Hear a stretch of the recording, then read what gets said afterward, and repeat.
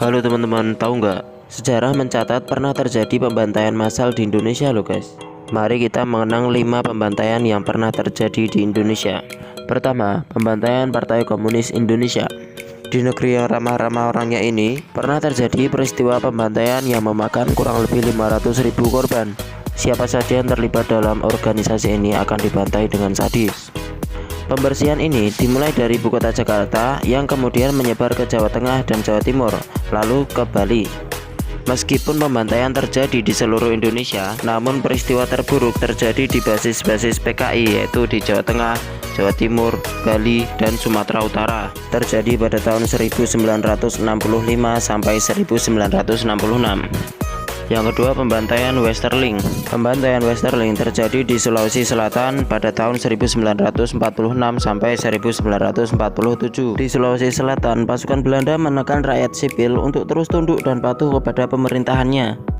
Dipimpin oleh Raymond Pierre Paul Westerling, rakyat yang melawan langsung dieksekusi mati. Menurut saksi mata yang hidup, pria dewasa yang dicurigai sebagai pejuang dikumpulkan di tengah lapangan dan disuruh membuat galian. Setelah itu tentara Belanda menembaki mereka satu persatu hingga mereka ambruk ke lubang galiannya sendiri. Diperkirakan ada 40.000 orang yang dibantai pada peristiwa ini. Ketiga adalah pembantaian saat membangun jalan raya pos.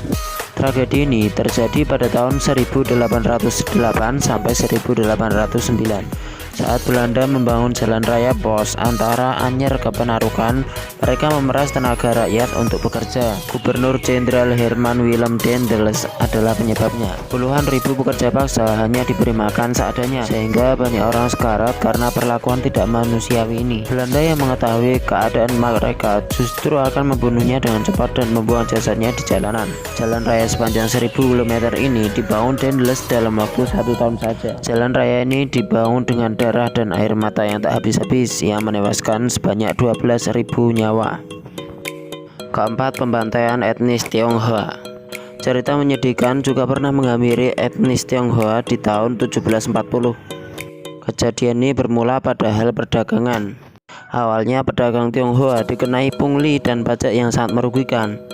Kemudian mereka memprotes kepada pemerintahan Belanda. Namun Belanda justru mengamuk dan melakukan pembantaian. Bahkan rakyat lokal sampai diprovokasi. Bagi siapa yang bisa memenggal kepala etnis Tionghoa akan diberi hadiah. Terakhir, pembantaian Mandor. Lebih dari 20.000 jiwa dibantai keji dalam peristiwa ini. Semua mayat dikubur dalam satu tempat hingga susah diidentifikasi. Menurut saksi mata, penduduk berusia di atas 12 tahun dikumpulkan oleh Jepang dan ditembaki satu persatu. Ada juga yang dipenggal kepalanya. Negeri samurai Jepang ingin menguasai Kalimantan Barat ini sebagai Jepang kedua. Terima kasih sudah menonton video ini sampai habis. Tunggu video kami selanjutnya.